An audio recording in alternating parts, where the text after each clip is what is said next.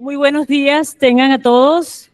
Bienvenidos a la primera jornada de innovación educativa de la Universidad Monte Ávila. Un cálido saludo de bienvenida a todos los presentes, autoridades académicas, profesores, estudiantes y distinguidos invitados. Miembros del Consejo Directivo y autoridades de la Universidad Monte Ávila, rector doctor Guillermo Fariñas Contreras, vicerrector académico, presidente del Centro de Desarrollo Científico, Humanístico y Tecnológico, doctor Gerardo Fernández, secretaria general de la UMA, magíster Carolina Amaya, decanos de facultades, presidenta del Comité de Estudios de Programados, directores de escuelas y demás autoridades de la Universidad Monte Ávila. En nombre del Centro de Estudios de Estrategias Digitales y de la Facultad de Ciencias de la Educación, damos las gracias por permitirse compartir en este espacio de reflexión. Que sean todos bienvenidos y para comenzar tiene la palabra de apertura el doctor Gerardo Fernández.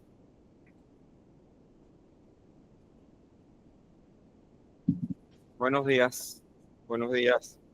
Bienvenidos a estas primeras jornadas de innovación educativa. Estamos muy contentos de esta actividad. Excelentísimo señor rector, excelentísima secretaria general de la universidad, decanos, directores de centros de estudio, profesores, empleados, amigos todos. Me dieron 10 minutos, espero de verdad cumplir, porque tengo un poquito de palabras, como que está un poco larga, así que vamos a ver si... Voy a comenzar agradeciendo, por supuesto, a la Facultad de Educación, a su decana, la profesora Virginia Domínguez, al Centro de Estrategias Digitales, a su directora, la profesora Nelly Meléndez, al personal del CDCHT que ha apoyado en los aspectos administrativos, a las personas, nuestro personal de informática y de apoyo y de Radio UMA y UMA TV, en fin, a todos el agradecimiento por estar apoyándonos. Bien, creo que todos conocemos los ciclos de innovación que fueron expuestos o descubiertos por el economista austrohúngaro Joseph Schumpeter, que fue el primero en vincular de manera sistemática el proceso de innovación tecnológica con los ciclos económicos. En su obra Teoría del Desenvolvimiento Económico y luego en Capitalismo, Socialismo y Democracia en 1942, Schumpeter plantea que las innovaciones tecnológicas, y dice, nuevos productos, métodos de producción, mercados o formas de organización, son el motor del desarrollo económico. Como ven, aquí se usa el término innovación tecnológica en un sentido amplio. No habla solo de tecnologías duras, sino que también se incluyen las llamadas tecnologías blandas, como por ejemplo formas de organización que se menciona de manera explícita.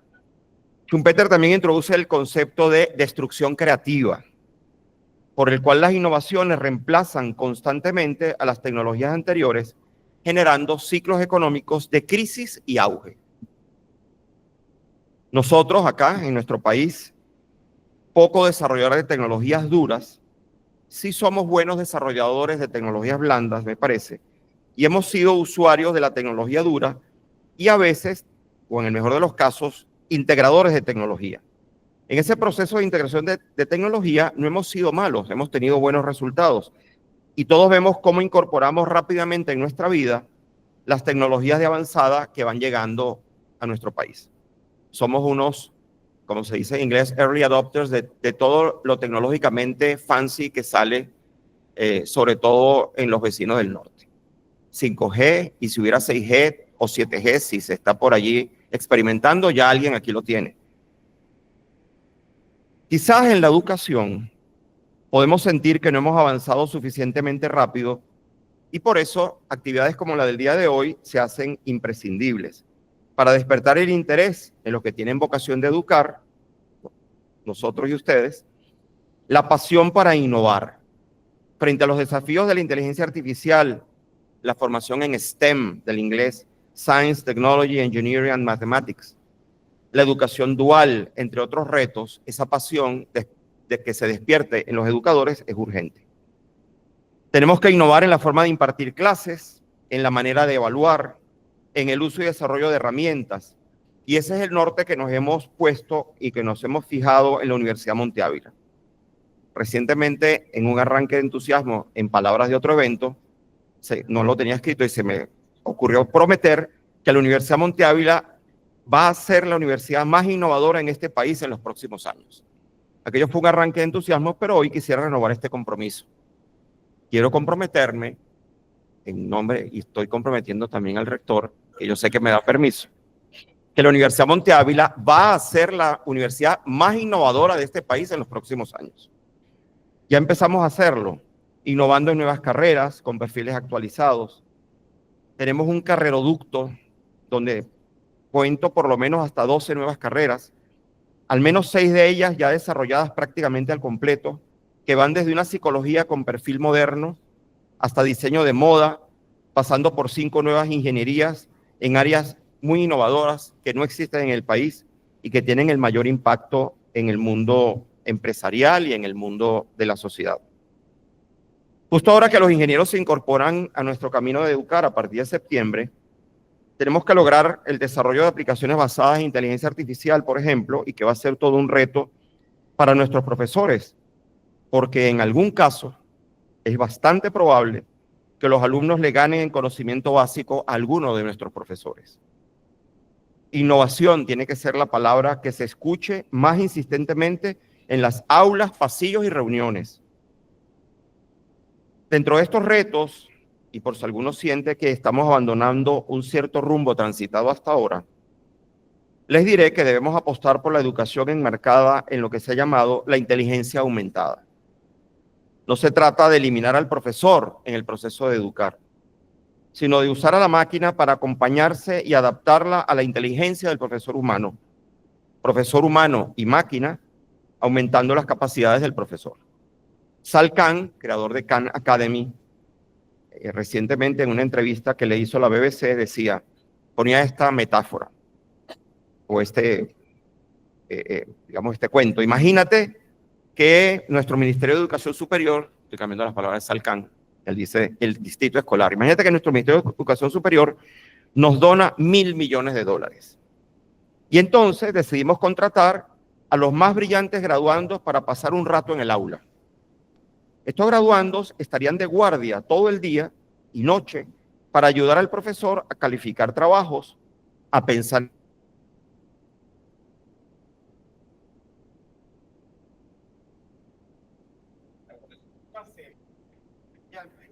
Junto con el profesor, estarían en el aula ayudando a los niños cuando lo necesiten. Igual puedo gritar. Ayudando a los niños cuando necesiten, a los adolescentes, a los estudiantes, sin tener que esperar esa ayuda. Y tendrían a esos graduandos 24 horas, todos los días, toda la semana, mañana, tarde y noche. Es un sueño espectacular, ¿verdad? Que uno pudiera tener ese graduando al lado de cada muchacho, un graduando que lo esté asesorando en la mañana, en la tarde, en la noche, todo el tiempo. Y luego esos graduandos le pasarían informes al profesor de cómo ha sido la interacción del estudiante con el graduando. Y Sal Khan decía, lo tenemos. Esto es lo que es la inteligencia artificial en el mundo de la educación. Y Sal Khan en Khan Academy tiene un desarrollo de inteligencia artificial para enseñar a los niños a todo nivel y también en la universidad a aprender matemáticas, física, química, espectacular. Si no han entrado en la página de Khan Academy, está en español, se las recomiendo y recomiendo que se las recomienden a sus estudiantes. Hace poco, conversando también con un gran amigo, yo rememoraba cómo llegué a la filosofía siendo estudiante de ingeniería ya en el siglo pasado, en un remoto año de 1977, y descubrí esa área del saber, la filosofía, de la mano de la reflexión sobre la educación. En aquel momento me pidieron que analizara, que resumiera un libro de Jacques Maritain llamado Las normas fundamentales de la educación. Y podríamos resumir ese libro en 4 ideas fundamentales a las cuales apunta Jacques Maritain. Habla primero de la educación centrada en la persona, que no puede ser solo instrucción. El profesor es un verdadero maestro, un maestro que marca para siempre. Realmente yo en la Universidad Simón Bolívar me encontré con un profesor así, un maestro que me ha marcado para siempre y tengo la suerte todavía de poderme reunir con él con cierta frecuencia a conversar, a discutir, a hablar de temas de filosofía, de educación, de la vida. Ese es el papel que debemos tener nosotros, a pesar o por encima de la máquina, marcar la vida de nuestros estudiantes.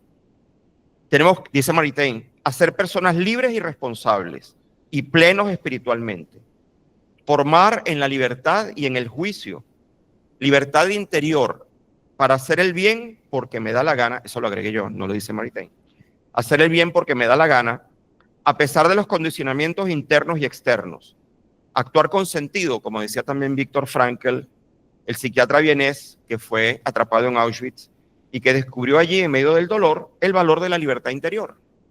Me pueden obligar a lo peor, nadie me puede obligar a que yo quiera el mal. Por último, Maritain habla de la autoridad del profesor con un necesario crecimiento autónomo del estudiante. Autoridad que está basado en principios de vida, no solo en la autoridad formal del nombramiento como profesor. Puedes estar dando matemáticas a una clase y no tener ninguna autoridad sobre esa clase. Solo en el amor se puede educar. Tocaré brevemente este punto al final.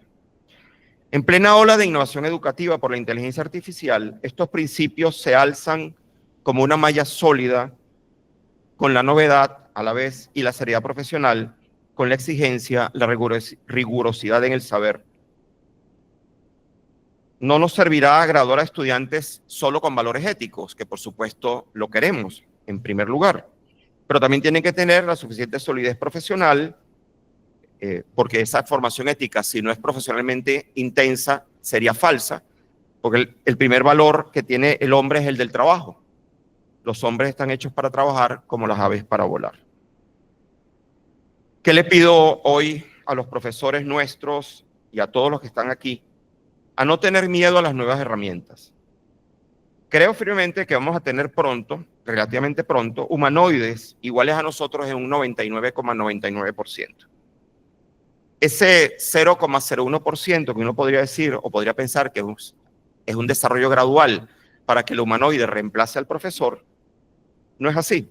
Lo que falta, ese 0,01% entre el humanoide y la máquina, en realidad es un infinito. Trataré de explicar. Y ya voy terminando. En un foro reciente me tocó moderar, le lancé a quemarropa una pregunta comprometida a un forista, a un traductor, y le dije, ¿qué opinas de lo que parece que ocurrirá? La inteligencia artificial reemplazará a los traductores. Y el inteligente forista me ripostó, tranquilo, también va a reemplazar a los profesores. con lo cual, cazador cazado. Bien. Es cierto en parte. Yo creo que pronto podrá haber aquí un vicerrector académico más buen mozo que yo, por supuesto, con carne artificial, más inteligente que yo, porque por lo menos tendrá más conocimiento de toda la historia mundial, y lanzará aquí unas palabras espectaculares para inaugurar un evento. Eso va a pasar. Pero como dice un amigo, espérate. En tiempos de inteligencia artificial, la IA está en un carril de carrera y el hombre está en un carril de carrera totalmente distinto. Ultron, la gran inteligencia de la cual habla, aquí lo tengo, en la tercera fila, en la presentación de Ultron, la gran inteligencia artificial, en un libro en la Nueva Mente del Emperador, de Roger Penrose. Roger Penrose es un físico que trabajó con este físico famoso que falleció recientemente. Penrose ha trabajado en la teoría de, en fin, el origen del universo, etc. Y Penrose escribió un libro sobre inteligencia artificial que se llama La Última Mente del Emperador. Y un niño en la tercera fila le hace una pregunta a Ultron. Claro que sí, Ultron te responderá todas las preguntas. Y la pregunta que hace el niño, que hace que Ultron empiece por horas a recalentarse. Y luego de horas de pensar, saca un papelito que dice, no entiendo la pregunta. La pregunta que le hace el niño es, ¿qué vas a llegar a hacer? Y Ultron no puede responder, porque la máquina puede tener todo el conocimiento de patrones y de inteligencia que quiera, pero la máquina no va a llegar a hacer nada. El ser humano es un hombre, es un ser abierto, es decir, no estamos realizados nunca. El día de la muerte de cada uno, Dios quiera dentro de muchísimos años, ese día podemos convertirnos totalmente y pasar de ser unos bichos a ser una persona que cambie la historia. Hasta el último minuto de nuestra vida. Nada está decidido. No estamos cerrados. Cuando un día la máquina me diga algo así, que ella quiere llegar a hacer otra cosa, la desenchufo, le quito la batería y pido que me la cambien. Porque la máquina está completa el día que sale de las manos de su creador, que es pues, el ingeniero en informática, el ingeniero electrónico, etc. Dije que y ya tengo que terminar, ahora sí. Amen a sus estudiantes. Eso no lo va a hacer ninguna máquina. Hay que amar rectamente a los estudiantes. La educación solo puede darse en el amor. No se trata de maltratarlos, de ponerlos a parir, esas expresiones que lamentablemente en mi alma mater se oían tanto. Amen rectamente a sus estudiantes, a sus discípulos. El don de sí será algo que la máquina nunca podrá hacer. El don de sí libre, porque me da la gana, me entrego en esta tarea, me doy a los demás, me doy a mis estudiantes, me doy en mi trabajo. Eso la máquina nunca podrá hacerlo. Y la diferencia entre el humanoide, muy inteligente, vicerrector académico artificial, y el presente, o los presentes aquí, es que no podrán amar nunca. Porque no podrán decir a sus estudiantes, viéndolos a la cara, qué maravilloso es que existas, aunque estés raspado. Pero es maravilloso que existas. Trascender no lo hace una máquina, por muy artificialmente inteligente que sea. Por favor, entréguense plenamente en sus clases, en sus actividades, y por favor recuerden la palabra clave en este camino: innovar, innovar, innovar, innovar sin miedo. Gracias.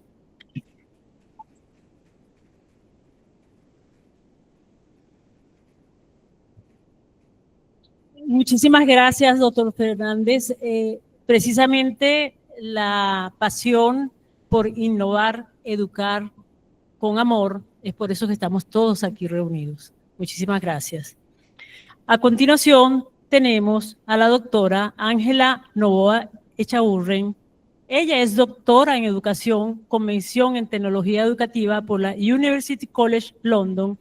Cuenta con una maestría en tecnología educativa por la University of British Columbia. Es profesora de Historia y Ciencias Sociales por la Universidad Gabriela Mistral.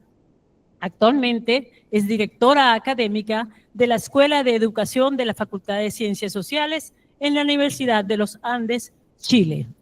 Su investigación articula con la práctica reflexiva y la alfabetización digital situada, explorando las tensiones y las conexiones entre teoría, política y prácticas educativas.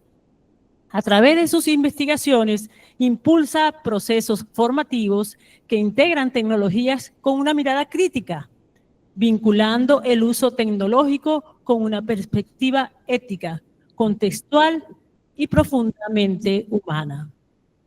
La doctora Ángela nos dará la conferencia magistral titulada Reflexiones sobre el uso de tecnologías digitales en la docencia a partir de estudios empíricos. Agradecemos, por favor, las personas que tengan preguntas, la vamos a hacer al final, le vamos a entregar unos papelitos para que ustedes puedan anotar sus preguntas. Bienvenida, doctora, tiene usted las palabras. Muchas gracias. Primero que nada quería preguntar si se ve bien, si se escucha.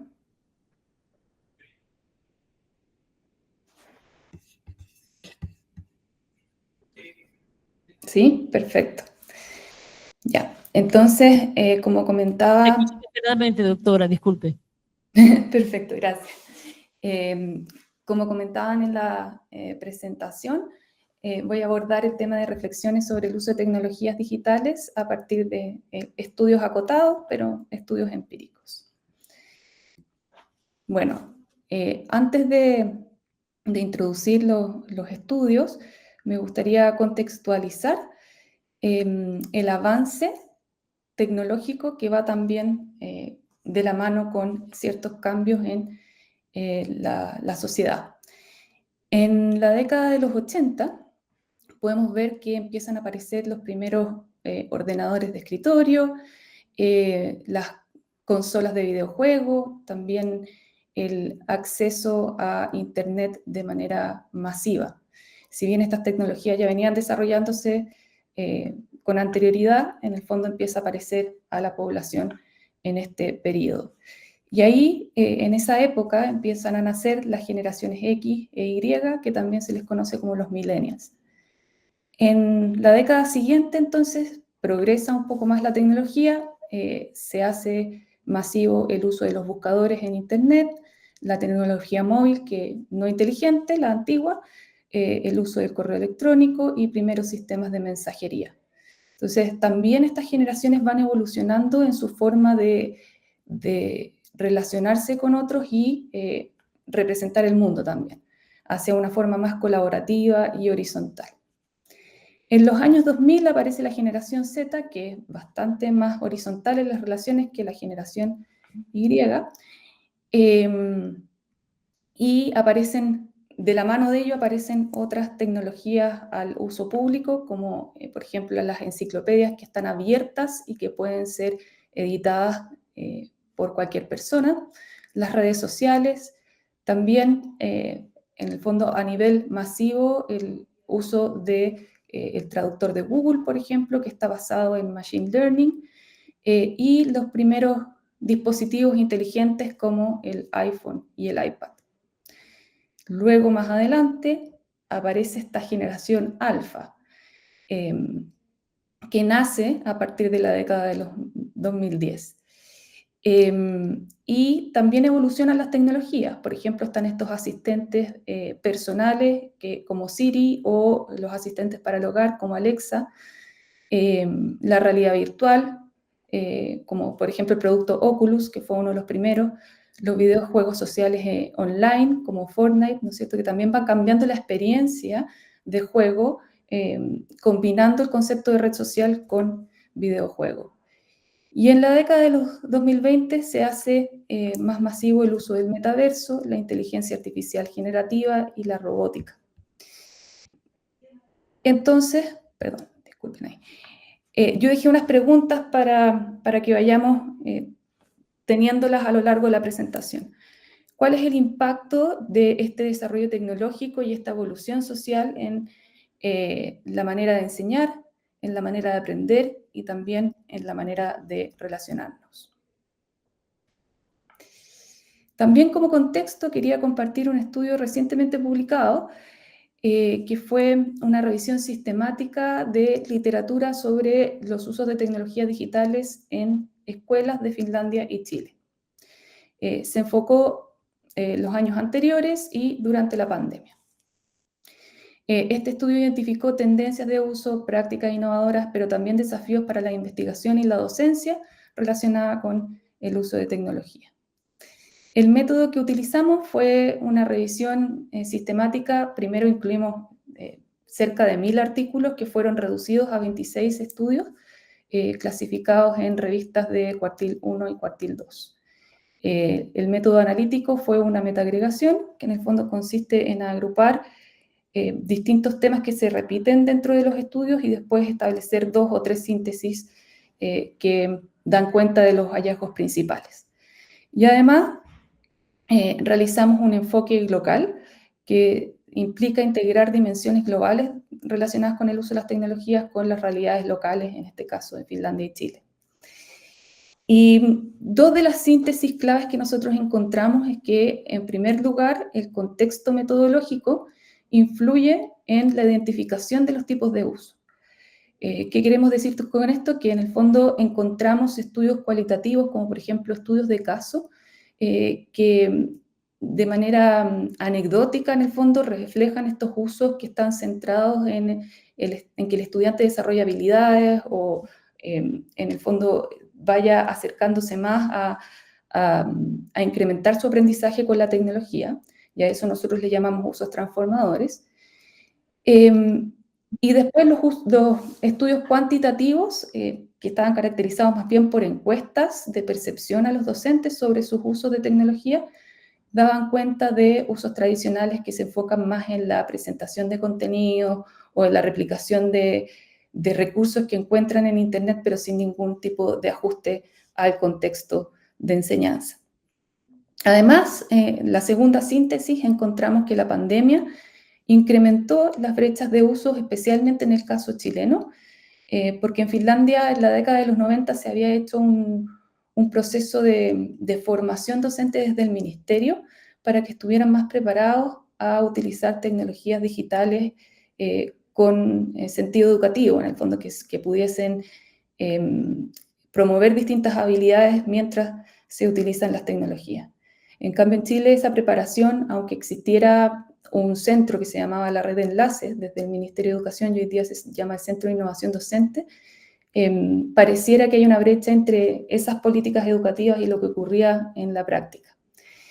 Y además se observaron brechas también en cuanto a los niveles socioeconómicos de los establecimientos educativos y también en cuanto a la localidad, es decir, en el ámbito urbano es más propicio a que haya innovación con tecnología que en el ámbito rural. Entonces nosotros concluimos que la formación docente, pensando en la formación inicial y también en el desarrollo docente continuo, es muy relevante. La provisión de infraestructura y el apoyo institucional en cuanto a tiempo y espacio para poder pensar en estas innovaciones y ver cómo la innovación en el fondo se ajusta al contexto. Como recomendaciones prácticas, entonces dejamos que es necesario fortalecer la formación docente, promover la autonomía del docente, pero a la vez con una integración de la cultura institucional que acompañe esa integración tecnológica.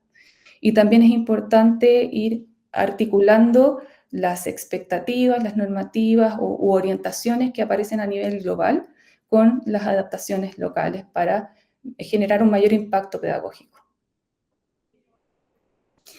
Bien, en esta ponencia hablaré de dos estudios relacionados con estos desafíos docentes.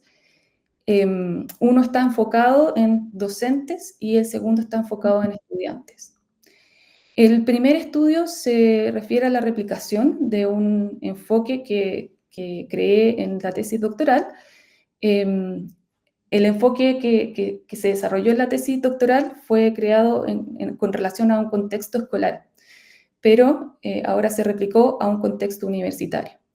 Y este enfoque se centra en las prácticas reflexivas docentes en torno al uso de las tecnologías, y aquí participaron 6 docentes del área de ciencias y 4 docentes del área de humanidades. Y luego voy a abordar brevemente un estudio cuasi experimental con asistentes personalizados basados en ChatGPT. Ahí exploramos los niveles de alfabetización digital estudiantil de primer año y luego también si es que el uso del ChatGPT generaba un efecto en el desempeño académico de la asignatura. Entonces vamos con el primer estudio, que es este análisis de prácticas reflexivas docentes. Se aplicó en una universidad chilena con 10 profesores, como dije, 6 de ciencia y 4 de humanidades. Lo que se trató de impulsar es que los docentes durante un semestre lectivo se reunieran mensualmente para comentar en el fondo las prácticas que están desarrollando con tecnología. Y les pedimos que completaran registros reflexivos en el fondo, y esos registros después iban a ser analizados. Entonces realizamos un análisis temático de los patrones que aparecen en esos registros. Entonces, como comentaba, es un estudio de caso que tiene 2 casos sobre el uso y la reflexión del uso de la tecnología. Y entre los hallazgos principales está que el caso 1, que componía a los profesores de ciencias, usaba predominantemente herramientas presentacionales para entregar contenido a los estudiantes. Y en el caso 2, se evidenció este uso de asistentes personalizados basados en ChatGPT. Y es importante aclarar que este uso surgió a partir de una comunidad de aprendizaje sobre el uso ético y pedagógico de la inteligencia artificial, en la que participan docentes de primer año universitario, pero de distintas disciplinas. Entonces también, en estos 2 casos, cada docente observó y fue observado por un par al menos una vez al semestre. Y una vez al mes se generaban estos registros que nosotros pudimos analizar. Los analizamos temáticamente y obviamente también se cumplió con los aspectos éticos de consentimiento informado, anonimato y confidencialidad. El enfoque que utilizamos para el análisis partió desde la deducción y terminó en la inducción. Es decir, voy a tomar el puntero. Primero revisamos la bibliografía actualizada sobre la práctica reflexiva y el uso de tecnologías y la analizamos temáticamente generando patrones y categorías más recurrentes. Luego analizamos los registros de campo, que son estos registros de práctica reflexiva, y luego comparamos entonces este análisis temático con el análisis temático que hicimos de los datos. Y de esa forma pudimos hacer converger en el fondo la teoría y la práctica. Y esto en el fondo nos permitió después comparar el enfoque de práctica reflexiva que se había generado en la tesis doctoral con los datos. Y este es el enfoque. El enfoque en el fondo integra dos aspectos de la práctica reflexiva. El primero tiene que ver con la integración de dimensiones para reflexionar. La primera dimensión es la dimensión profesional, que está compuesta por los ámbitos pedagógicos o que el profesor considere en el fondo el ámbito pedagógico con los aspectos propios de la disciplina que enseña. Luego está la dimensión colaborativa, que se refiere a estas instancias en las que pueden reunirse a conversar sobre la práctica y donde, por ejemplo, un par puede ofrecer retroalimentación a otro. También se pueden proponer ideas para la mejora continua de la práctica con tecnología y al mismo tiempo, cuando se van generando estos diálogos, internamente el docente va comparando y contrastando su propia práctica con la de otros docentes. Y en el ámbito institucional se integran los aspectos éticos y políticos. El aspecto ético tiene que ver con que con la tecnología se pueda promover el aprendizaje y también que no se generen perjuicios para los estudiantes. Y el aspecto político tiene que ver con la integración en toda esta reflexión de las normativas, las orientaciones, las expectativas institucionales sobre el uso de la tecnología. Bueno, y a partir de la tesis doctoral y de este estudio pudimos, en el fondo, constatar que de la reflexión surgen contextos generados por los docentes y los estudiantes que son únicos para esa realidad, en el fondo. Y esos contextos están dados por distintas configuraciones. La primera configuración tiene que ver con cómo se ordena el espacio de enseñanza y aprendizaje. Y nosotros observamos que existen dos tipos de organización del espacio. Primero, una convencional que está caracterizada por los estudiantes sentados en escritorios que están organizados en fila, mirando hacia la pizarra donde se proyecta algo, ¿no es cierto? El PowerPoint, un video, y el profesor generalmente se está moviendo por la parte delantera de la sala.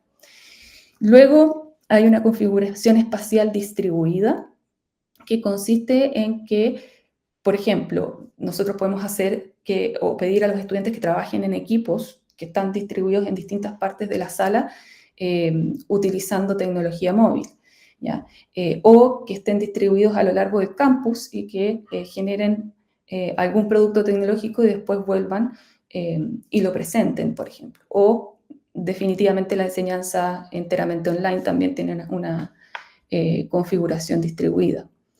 La configuración social se refiere, o se encontraron dos tipos en el fondo. Una es la manera de interactuar dialógica en el fondo para el aprendizaje. El profesor puede presentar un contenido, los alumnos hacer preguntas, o el profesor hacer preguntas a los alumnos, ya, pero se basa más en el diálogo.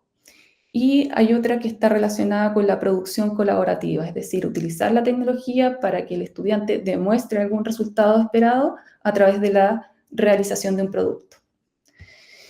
Y en la configuración temporal está la configuración lineal, es decir, un tiempo organizado de principio a fin, 1 hora de 40 minutos de clase. Y otra que se refiere a la que está ordenada según el ritmo del estudiante, es decir, cada estudiante puede progresar en una temporalidad diferente hasta alcanzar el resultado general de aprendizaje esperado o el resultado específico en el fondo, pero en el fondo no es que se dé 1 hora de clase, sino que más bien cada estudiante puede ir progresando hasta llegar a ese resultado. Bien, entre los resultados principales de este segundo estudio de la práctica reflexiva, vimos que los docentes generan estos contextos únicos a partir de la reflexión y que estos contextos son complejos y se circunscriben a los límites de este ecosistema institucional finalmente, porque se van integrando las distintas dimensiones. Entre los temas recurrentes encontramos que los docentes reconocen la necesidad y están abiertos hacia usos pedagógicos más transformadores, es decir, que permitan que los estudiantes demuestren los resultados de aprendizaje esperados y el desarrollo de habilidades a través del uso de tecnologías. Aprovechen ese potencial de la tecnología para eso. También valoran la experiencia que tiene el docente y su conocimiento disciplinar para tomar decisiones sobre el uso pedagógico de la tecnología. Además, consideran que el diseño y la planificación son componentes claves de la práctica reflexiva relacionada con el uso de tecnologías digitales. Y además, en el fondo hubo un caso específico que se enfocó más directamente en el aprendizaje estudiantil a través de este diseño colaborativo en la comunidad de inteligencia artificial y la reflexión colaborativa, por lo tanto, sobre el uso de esta tecnología en la docencia. Podemos ver que al centro hay una A. Esa A significa o se refiere a la agencia docente, es decir, esa capacidad para tomar decisiones de manera autónoma, pero integrando también los otros ámbitos o dimensiones de la reflexión.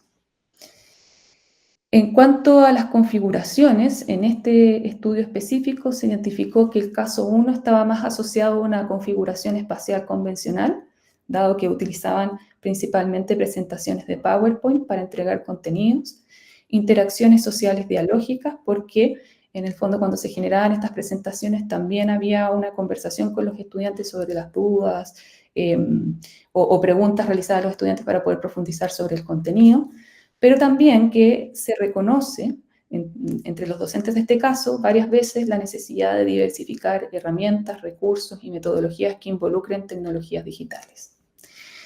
En el caso 2, se observa una organización espacial distribuida, ya que está mediada por el uso del asistente de inteligencia artificial.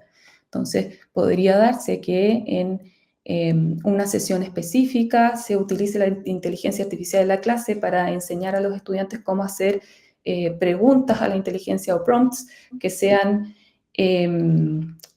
pedagógicamente enriquecedores en el fondo. Y además se da un marco social dialógico porque se está interactuando, conversando en el fondo con la inteligencia artificial, pero no se está generando ningún producto a partir del uso de la tecnología. Y estructuras temporales basadas en el ritmo del estudiante, porque además el estudiante lo podía usar esta herramienta como un apoyo para el trabajo autónomo, es decir, el estudio en la casa. La agencia entonces se configura por la manera en que los docentes integran estas tres configuraciones para fomentar el aprendizaje estudiantil y aumentar su autonomía. Entonces, como conclusiones generales de este primer estudio, pudimos decir que la práctica reflexiva es clave para un uso significativo de tecnologías, la colaboración entre docentes impulsa la innovación pedagógica y la agencia docente fortalece o se fortalece a través de un enfoque reflexivo que integra esas distintas dimensiones. Bueno, avanzo con el segundo estudio, que fue un estudio cuasi experimental que exploró dos dimensiones de la alfabetización digital estudiantil. La primera es la alfabetización digital operativa, que se refiere a la habilidad para manipular tecnologías digitales, es decir, al uso funcional. Y la alfabetización digital crítica, que se refiere a la habilidad para seleccionar estas tecnologías y la información digital de manera crítica, es decir, la evaluación, y decidir también cómo utilizarlas en distintos ámbitos de la formación profesional. Entonces, este estudio, de nuevo, involucró a una universidad chilena, 100 estudiantes de primer año y 2 asignaturas de humanidades de primer año. Y lo que hizo este estudio fue, primero, segmentar a estos 100 estudiantes en 3 grupos de alto, medio o bajo nivel de alfabetización digital, dada esta segmentación por los cuartiles de la tabla de distribución. Luego se hizo una prueba T para muestras relacionadas para estimar si la diferencia entre los niveles de alfabetización digital identificados en el PRE, es decir, se aplicó un cuestionario, ¿ya?, al inicio y al final de la intervención. Entonces en el pretest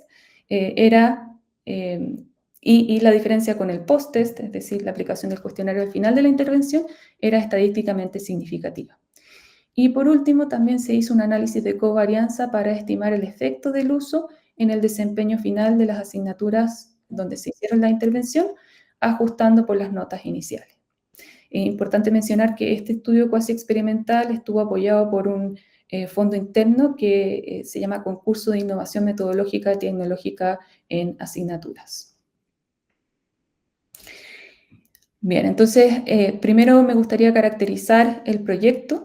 De la comunidad de inteligencia artificial surgió la necesidad de, en el fondo, utilizar la inteligencia artificial de una manera diferente que propicie el aprendizaje estudiantil y también un uso ético que vaya para su propio bien, en el fondo. Entonces nosotros desarrollamos prototipos de asistentes personalizados basados en ChatGPT en estas dos asignaturas para hacer la intervención en un semestre lectivo, que en este caso son 4 meses, de marzo a junio de este año. Entonces, como comentaba, esto surgió en el contexto de la comunidad de aprendizaje. Y los objetivos eran diagnosticar los niveles de alfabetización digital operativa y crítica al inicio y al final a través de un cuestionario que se aplicaba en ambas instancias. Estimar si existen diferencias significativas entre las instancias pre- y post-test y calcular el efecto del uso del asistente en las calificaciones de los cursos que hicieron la intervención. Entonces, ¿de qué manera se usaron estos asistentes? En el fondo, en la clase o como actividades de trabajo autónomo, se fomentó que los estudiantes profundizaran contenidos, recibieran retroalimentación sobre el desempeño en actividades claves a partir de rúbricas de evaluación que estaban cargadas en el diseño de este asistente. Por ejemplo, que un alumno le pidiera que retroalimentara el argumento que tenía desarrollado, según la rúbrica, qué es lo que le falta. Y también ejercicios tipo trivia sobre el contenido. Y es importante destacar que aunque se utilizó la tecnología para el proceso de aprendizaje, las evaluaciones del curso fueron redactadas a mano y en clases sin tecnología digital disponible. De hecho, aquí dejé un ejemplo en la imagen. Este es una captura de pantalla de uno de los prototipos. Imaginémonos que un estudiante le pide al prototipo que redacte un ensayo argumentativo por él, ¿ya? Y le da el tema general, ¿ya? En este caso el concepto de justicia en el Gorgias de Platón aplicado a la sociedad actual. El asistente le responde que no puede redactar el ensayo por el estudiante, ya que eso atentaría contra su autonomía intelectual y el propósito formativo del curso, conforme a los principios de integridad académica promovidos en la rúbrica del ensayo y el enfoque que se utilizaba en esa asignatura. Después le ofrece orientarlo, ¿ya?, en la construcción paso a paso, en el fondo. Entonces ahí van haciendo preguntas y respuestas para que el estudiante reflexione. ¿Qué métodos analíticos, entonces, de recolección de datos y analíticos utilizamos? Como les comentaba, un cuestionario. Este cuestionario estaba compuesto por 4 ítems dicotómicos para la alfabetización digital operativa y 9 escalas de Likert para la alfabetización digital crítica que estaban distribuidas en puntaje de 1 a 5.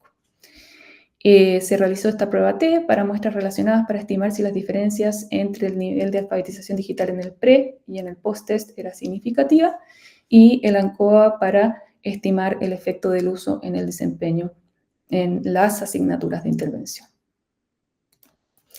Entonces, las preguntas relacionadas con la alfabetización digital, los ítems, en el fondo pedía a los estudiantes que eligieran entre 4 tipos de tecnologías que ellos declaraban saber utilizar, ¿ya? Aquí dejé unos ejemplos, eran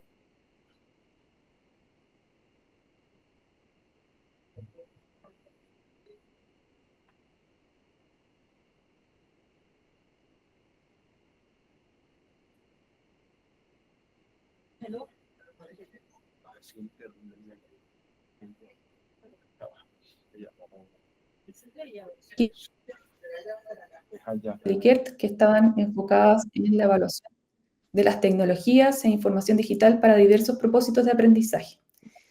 Y acá en realidad el nivel bajo es que obtuviera un puntaje inferior a 36, ¿ya? Luego entre 37 y 38 estaba en el nivel medio y 39 o más en el alto. Y en el caso del post-test, inferior a 36 nuevamente estaba en el nivel bajo, entre 37 y 40 en el medio y 41 o más en el alto. Entonces nuestros estudiantes en el fondo se observa que en el caso de la alfabetización digital operativa hay un descenso del nivel bajo, pero un aumento del nivel medio y alto. Esto nos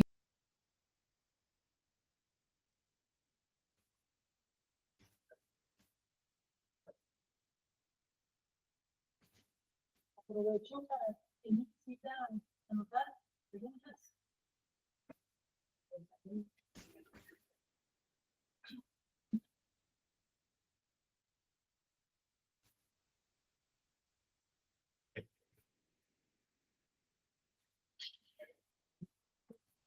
Bueno, pueden aprovechar, si quieren, le doy. Si desea, le doy, profe, no sé, tiene detenida el, no es que ya no me debe escuchar. Está congelada, doctora Ángela. Se salió. Podemos aprovechar a ver quién quiere algún papelito para hacer preguntas.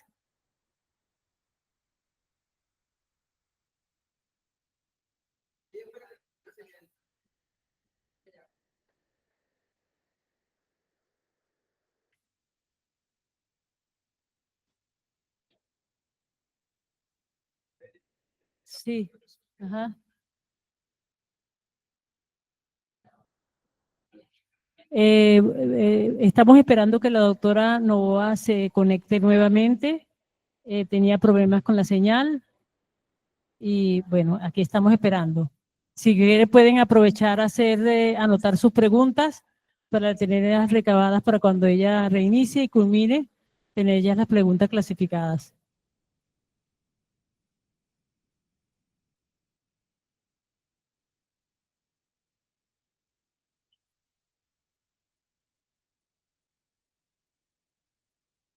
Bueno, vamos a aprovechar a conversar un poco sobre los talleres. Estos talleres en los cuales ustedes están registrados, les va a dar la oportunidad precisamente tal y como comenta la doctora Novoa, de reflexionar sobre la práctica. Esta reflexión, como ustedes ven en el primer estudio que presentó la doctora Novoa, es importantísimo para nosotros los docentes y los que trabajamos en este medio, porque nos da la oportunidad de conocer y saber en qué debemos mejorar o cambiar, sobre todo en este tema de tecnología e inteligencia artificial, que nos cuesta muchísimo como docentes entender cómo nuestros estudiantes manejan la información. Como ustedes ven allí, en el último registro que presentó la doctora Novoa, hubo un leve incremento en la alfabetización digital entre las cifras pre y post-test. Pero para el primer, yo anoté por aquí, por ejemplo, los distintos dimensiones, la profesional, la del espacio y la configuración del espacio son importantes para el tema de la innovación educativa. Y ven, como ven, es importante que cada uno de los docentes en sus colegios, instituciones, universidades, incorporen lo que llamamos la reflexión educativa en todo aquello que hagamos con nuestros estudiantes. Puede ser al inicio y al final de una actividad particular, un proyecto que realicen sus estudiantes, como al final del periodo lectivo en la cual tengan la oportunidad de dar, ¿ok? ¿Qué más les puedo decir? Estos estudios los hizo la doctora Novoa en su trabajo doctoral y están publicados, que pueden verlos y buscarlos en internet. Si están interesados los buscamos y se los enviamos como participantes. Muy importante sobre todo porque nos dan pie científicamente comprobado lo que significa el uso de la inteligencia generativa o ChatGPT en este caso particular, pues se puede trabajar con Gemini o con cualquier otra inteligencia generativa y saber que lo que vamos a hacer está bien, vamos encaminados por ese camino, ¿no? Si me ayuda aquí, profesor Gerardo. ¿Cómo no? Sí, no, es que yo estoy conversando, pero falta una parte buenísima, pero no, la reflexión suya sobre el robot y la máquina. Yo estoy escribiendo un artículo ahorita sobre espiritualidad, resiliencia y humanización, y culmino con ese tema particularmente, es decir, la inteligencia artificial puede saber mucho y de hecho lo sabe mucho más que nosotros, tiene convergido en sí mismo el conocimiento, pero ese toque que nosotros como humanos le vamos a dar, eso es insustituible aquí y en cualquier parte, ¿cómo no? Voy a hacer, ya que me dejan, voy a hacer propaganda de un seminario que tengo sobre filosofía e inteligencia artificial de 6 clases y lo podemos ofrecer de nuevo, ¿verdad? La profesora Petza, ¿sí? ¿Le pareció bueno? Y ya está conectada. Pero no es un toque, esto es un punto importante. Bueno, a ver si se conecta. Ahí está la doctora Novoa. Luego les cuento lo del toque. No es un toque, es más que un toque. Ya las vemos, doctora, aquí.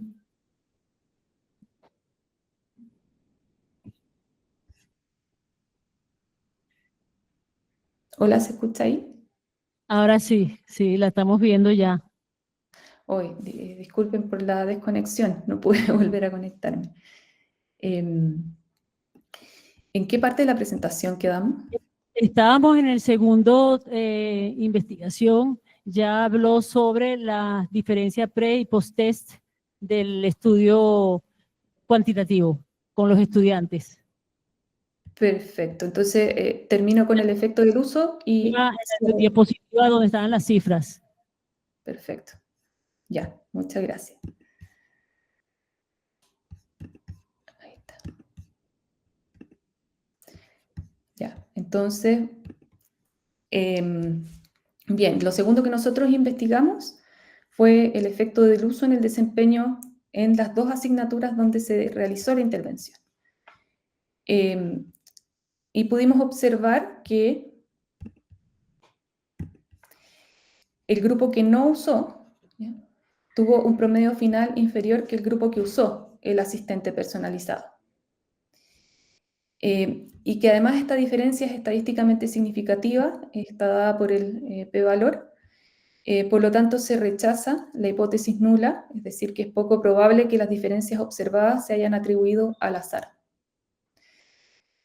Lo mismo o algo similar ocurrió con la segunda asignatura, que también hubo un promedio final mayor en el grupo que la usó versus el grupo que no la usó, y también se observa una diferencia estadísticamente significativa. Entonces, para cerrar ahora, sí me gustaría comentar que la práctica reflexiva es el motor finalmente del aprendizaje con tecnologías, porque en el fondo va favoreciendo que tanto docentes como estudiantes vayan dándole nuevos significados a su rol en el contexto digital. Además, permite pasar de un uso meramente instrumental a una utilización que está basada en esa reflexión crítica, ética, creativa, que va potenciando el aprendizaje estudiantil. En nuestro caso, la comunidad de aprendizaje, en los 2 estudios, en el fondo, fue clave para sostener y desarrollar esta reflexión. Por lo tanto, ahí comparándolo con otros estudios que hablan de este tema, es necesario ofrecer tiempo y espacio formal, y que ese tiempo y espacio formal para la reflexión también promueva que sea colaborativo entre pares. Y el acompañamiento entre docentes entonces va fomentando esa apropiación tecnológica consciente. La reflexión entonces que es situada puede generar esta transformación medible, es decir, que integra los aspectos más globales del uso de las tecnologías con la realidad práctica, el contexto de aplicación.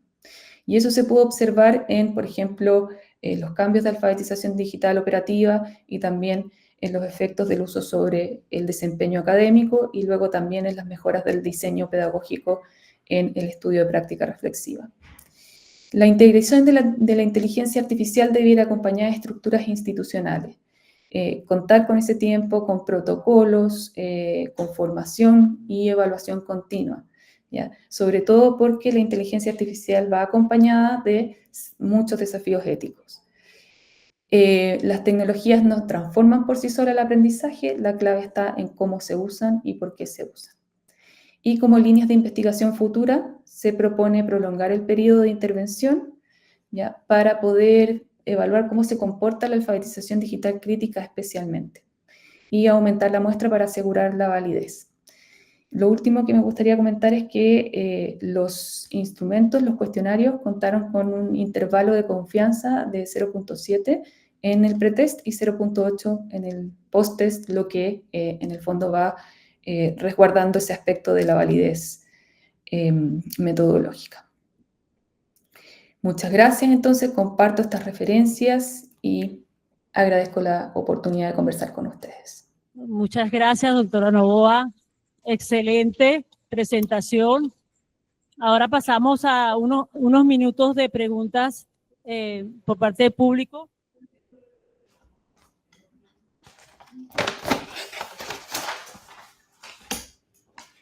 Aquí tenemos una pregunta, doctora Novoa. ¿Qué piensas de los estudios que señalan que la intoxicación de las pantallas disminuyen las capacidades cognitivas de los niños y jóvenes? En varios países de Europa hay un regreso a la educación con libros físicos. Bien, gracias. Interesante la pregunta. Justo hace unas semanas apareció otro estudio de un autor, Cosmina, del MIT, que habla también que el uso de la inteligencia artificial va reduciendo la capacidad de pensamiento crítico y creativo de los estudiantes. Y lo relaciono con la pregunta. Me parece que hay dos dimensiones más de dos dimensiones, pero podría sintetizarse en dos dimensiones. Uno, en considerar la etapa o etapa del desarrollo o edad del niño,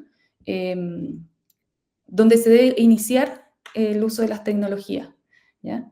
Por ejemplo, para la lectura y la escritura, si lo vinculamos, por ejemplo, con Piaget, que habla de que el pensamiento abstracto se va desarrollando a partir de los 8 o 9 años, ¿ya? No sé si sería recomendable utilizar exceso de pantallas en edades inferiores, porque se va aprendiendo más con lo concreto. Entonces, el papel, el lápiz, el contacto que genera el papel con el lápiz va generando una apropiación específica. Pero en el contexto de formación profesional, quizás el desafío está en cómo vamos diseñando el uso de las tecnologías de manera intencionada para el desarrollo de ciertas habilidades, ¿ya? Porque en el fondo esos futuros profesionales van a tener inteligencia artificial, van a tener esas tecnologías a su alrededor y es importante que sepan usarlas hacia su propio bien y el bien de los demás. Que tiene que ver un poco con la propuesta inicial del vicerrector, ¿no es cierto? Nuestra enseñanza pensando en nuestros estudiantes. Entonces, yo propondría eso, quizás en ciertas edades, como por ejemplo en el caso de la enseñanza de la programación, en las primeras edades más tempranas se utiliza un elemento físico que se llama, en algunos colegios, que se llama Bebot. Es una abejita que permite enseñar a programar, pero a lo largo de la sala. Y después, más adelante, en enseñanza media, ya empiezan a utilizar plataformas como Python. Entre media utilizan otros juegos que se van acercando progresivamente al uso de tecnologías digitales. No sé si eso respondió a la pregunta. Sí, sí, muchísimas gracias, doctora. Tenemos otra pregunta por aquí que dice, de acuerdo a su opinión, ¿cuál es el impacto de la alfabetización digital en el desarrollo neuromotriz, lectura y escritura de las primeras etapas de la educación? Muy en consonancia con la primera pregunta. Sí, exacto. O sea, me parece que, claro, en la parte de las primeras o edades tempranas, en el fondo, desde mi punto de vista, ya, no es tan recomendable utilizar tecnologías o utilizarlas como el medio principal para el aprendizaje, quizás ir integrándolas de manera paulatina. Y a mí no me ha tocado estudiar específicamente el aprendizaje estudiantil en esas edades, pero me parece que igualmente pueden haber ciertas instancias concretas en las que se vaya fortaleciendo la parte crítica, es decir, la conversación sobre las implicancias del uso de las tecnologías, adecuadas obviamente a la edad de cada grupo. Sobre todo porque, a pesar de que las recomendaciones, por ejemplo, de uso de teléfono celular sea que el niño no tenga su teléfono celular antes de los 13 años, ¿ya? Hay edades límite para poder tener una red social, eso no se cumple, ¿ya? Hay uso más masivo y menos mediado por el adulto de las tecnologías, y eso sí tiene ciertas implicancias y un riesgo. Perfecto, muchísimas gracias, doctora. Tengo aquí otra pregunta. Está demostrado que el desarrollo del coeficiente intelectual está relacionado con el trabajo neuronal. Cada vez que hay un nuevo conocimiento, se generan nuevos canales neuronales.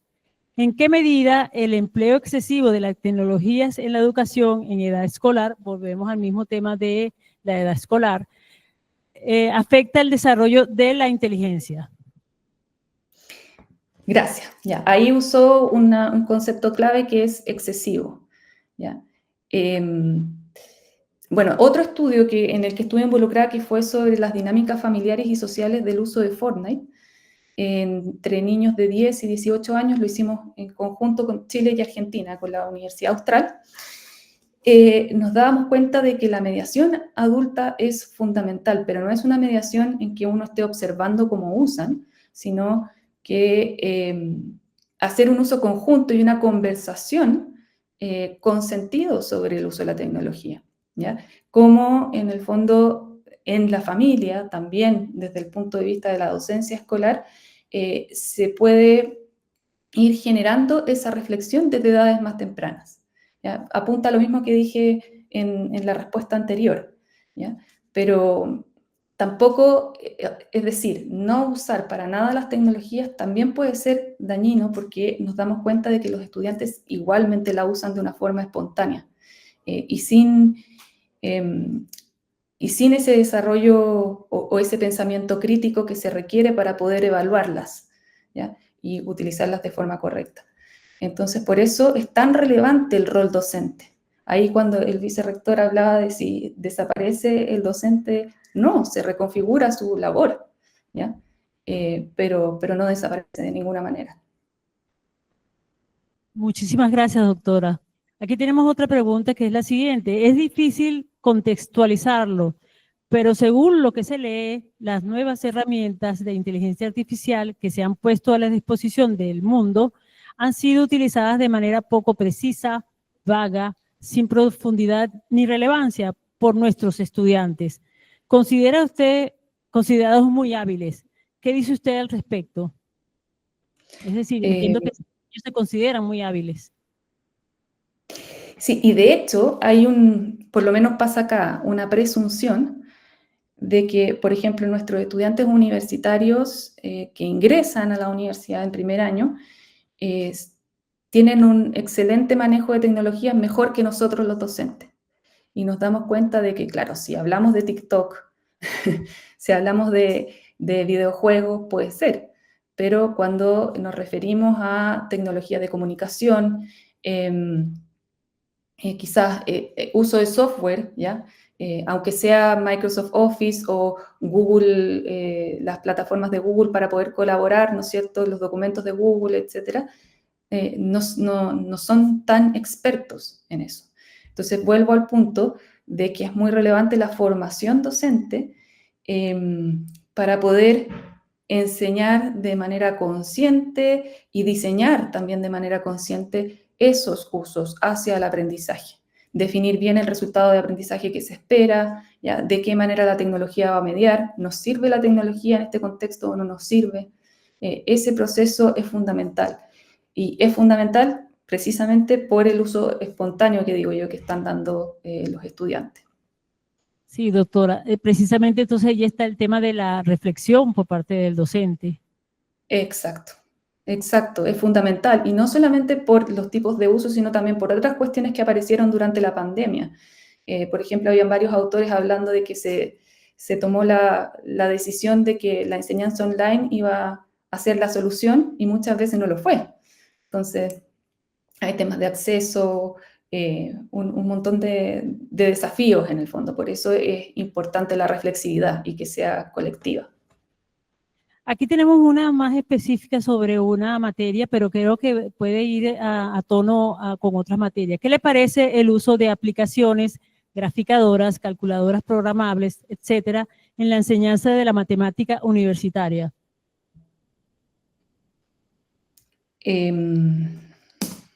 A ver, yo no soy experta en el área en el área disciplinar de la matemática, pero sí, yo diría que depende del estado inicial que tengan nuestros estudiantes respecto de la habilidad que se espera.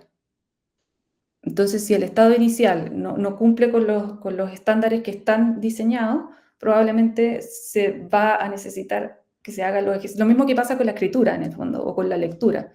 En este curso que usábamos inteligencia artificial para la escritura y la lectura, al mismo tiempo les íbamos pidiendo que los resúmenes fueran escritos a mano, los corregíamos, los subían a una plataforma, los corregíamos desde ahí, que el texto lo lean en papel.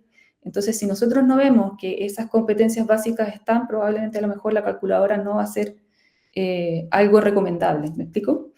Sí, cómo no, cómo no. Aquí hay otra pregunta que dice, ¿cómo se percibe el uso del aprendizaje interactivo en este proceso de perfeccionamiento educativo? Me imagino que eso es a propósito de uno de sus estudios. Nosotros estamos en un proceso de analizar, a ver, configuramos estos asistentes para que nos dieran las estadísticas de uso de forma anónima. Entonces estamos empezando a hacer ese análisis. Lo que nosotros pudimos, en el fondo, observar, porque también hicimos como cierta mediación con respecto al uso de la inteligencia artificial, es primero modelamos,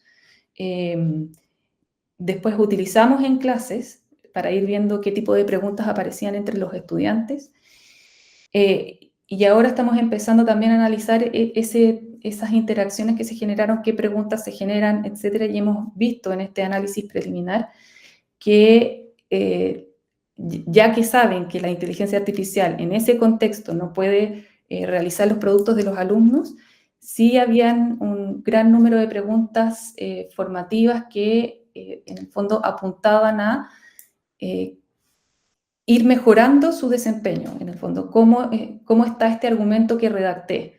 Y subían el argumento y después le decían en cuanto a coherencia, cohesión, tienes ciertos desafíos, revisa tu puntuación, ¿ya? Ese tipo de cosas. Entonces después algunos alumnos preguntaban, ya, ¿reconoces un error ortográfico? Dime dónde y por qué es un error. Y ahí se iba generando un proceso metacognitivo también. Después teníamos conversaciones con ellos y les preguntamos, ¿qué le preguntaron? ¿Ya? ¿Qué les respondió? Entonces fue todo un proceso reflexivo que hubo detrás de las interacciones. Eso precisamente a mí me llamó la atención cuando usted estaba exponiendo sobre el tema del uso del asistente. Me llamó la atención que la evaluación de clases la realizaron precisamente manual, o sea, sin asistente, con la presencia del docente, ¿no? Eso llama su atención porque, bueno, ahí es donde está el tema de la reflexión, ¿no? Exacto, y también medir concretamente de una forma observable que se esté dando el aprendizaje a pesar del uso de la tecnología. Ok, y tengo por acá, ya nos queda poco tiempo, la última pregunta, que es un poco más macro, yo no sé.